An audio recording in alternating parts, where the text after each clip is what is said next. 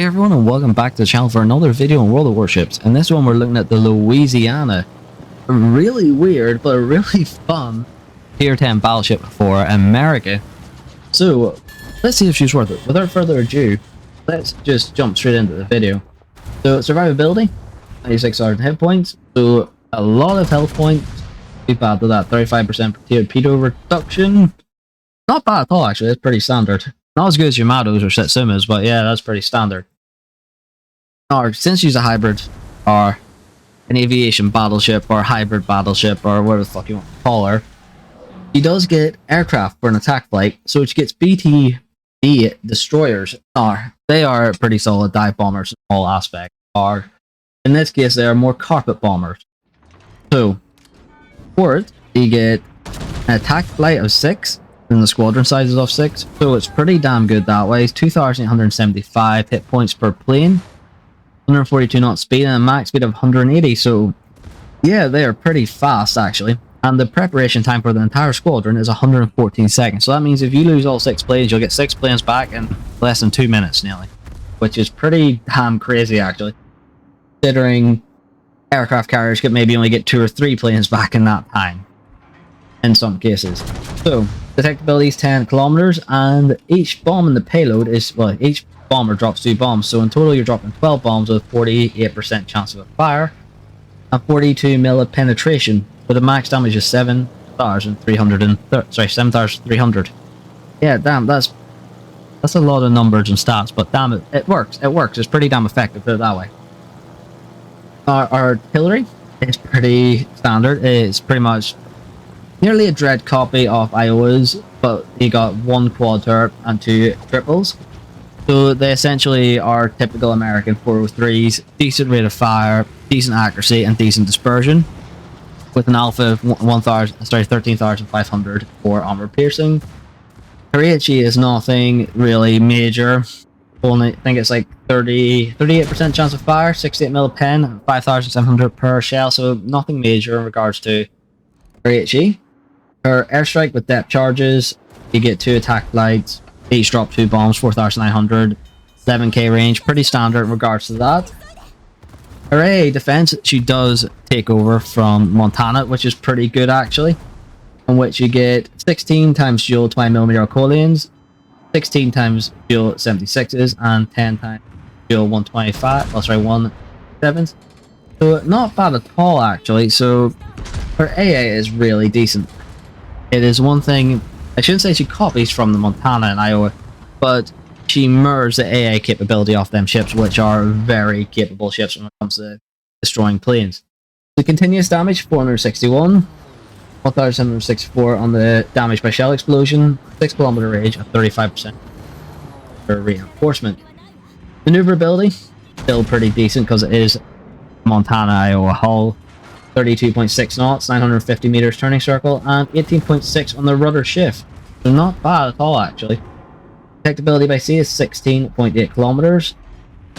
Oh, that is not a stealthy vessel. Detectability by subs 0.0 to 14.5 depending on sub depth. Air 14.5, and assured is 2.0. So pretty standard that way. Her secondary though can be pretty decent depending on what way you build her. However, I'm not really going to build this ship as a secondary crawler. However, you can get the secondaries out to about 11 kilometers with 3.4 second reload rate, which is pretty damn good considering the fact that they have a 10% chance of fire. So yeah, the secondary Spectre might be a bit of a smart idea actually if you want to be quite aggressive with her. But instead of there, I think reinforcing the aircraft is a smart idea since they've got such a high chance of fire. But personally speaking, she's not bad. Now in regards to her armor protection, she takes a lot of the advantages and mirrors a lot of the advantages of Montana. Realistically speaking, she'll bounce most shells except for the Yamato and around about that caliber of gun, 460 and bigger. So she'll bounce most bar in, and depending on how you angle fine. Now she will get overmatched obviously by the Yamato's 18-inch guns, Satsuma's 20-inch guns, things like that there.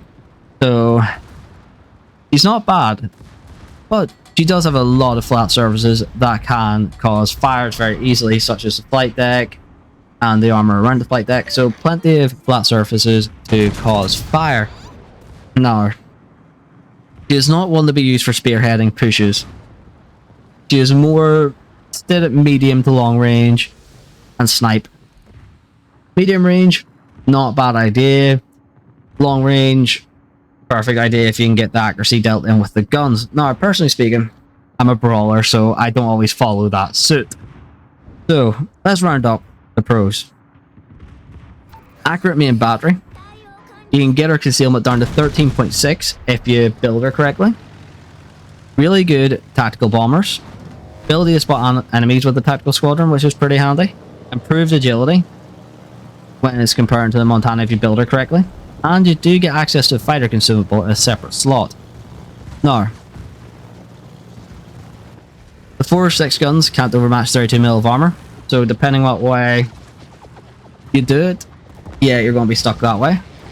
The firing angles of the guns are pretty piss poor, especially trying to get all turrets on. You're going to be exposing your broadside in every aspect, so you will get punished. And yeah, there's massive superstructure, so you will get set on fire quite a bit if you're not very careful. Now, in regards to optimal upgrades, the recommendations are main armaments 1, damage control systems mod 1, main battery 2, damage control systems modification 1, or air groups. I went for air groups, personally speaking. Concealment and artillery plotting room. So, not bad choices overall. So, for commander skills, personally speaking, gun feeder, definitely a big one for this vessel, especially if the destroyer gets too close. I also went for vigilance, as it does take time for this to turn. Having that wee bit of extra torpedo spotting room is a massive help. So instead, that brisk is also very handy to have, as it does give you an extra 10% while unspotted in regards to your speed.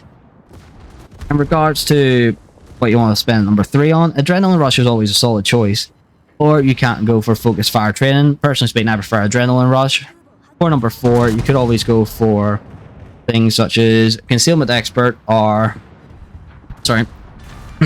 fire prevention expert, or if you really want to, which I quite like, emergency repair expert, because of the fact that you will be set on fire quite a bit. Personally speaking, that's what I would go for. Or if you're building their secondary, long-range secondary batteries, and manual secondary battery aiming. Now, our consumables are pretty standard. Damage control party, repair party, and catapult fighter. You get 4 repair party charges and 3 catapult fighters, and the dive bombers get engine cooling with 2 charges, so pretty standard that way. Now, in regards to signal flags, to be honest with you, what you really want to be doing is maxing your fire chances. So it's things like India X-Ray, Victor Lima, definitely have a Juliet Charlie on board, and the reinforce our secondaries and our AA. Mike Yankee Sussex, November Echo set 7, and Sierra Mike give her a wee bit of speed, additional speed, and India Delta to help with the repair. Now, is she worth your time to grind? Yeah, actually she is. She's a real fucking meme of a ship to play. You can fly your tactical squadrons out and spot someone 15 kilometers away, quickly swap back to your main guns and launch a volley at them at 22 kilometers if you really wanted to. And do that very early on the game. It's just so fucking stupid. It is so fun to play, and it is a meme of a ship. So is it worth your 21 million? Worth your time to grind? Yeah, it really is. Especially before it gets rebalanced with the new carrier updates coming out, more than likely. So please, yeah, well, I shouldn't say please check her and please try her. It's up to you if you want to, but definitely would recommend her. She's good fun to play and good crack to play. Anyways, with everyone, thanks again for watching. Please like and subscribe, and I hope you enjoyed the video. And if you haven't already, please do join us over on Discord and over on Twitch as well, as we are starting to do more and more giveaways. Anyways, with that, thanks again for watching, and I shall hopefully see you in game.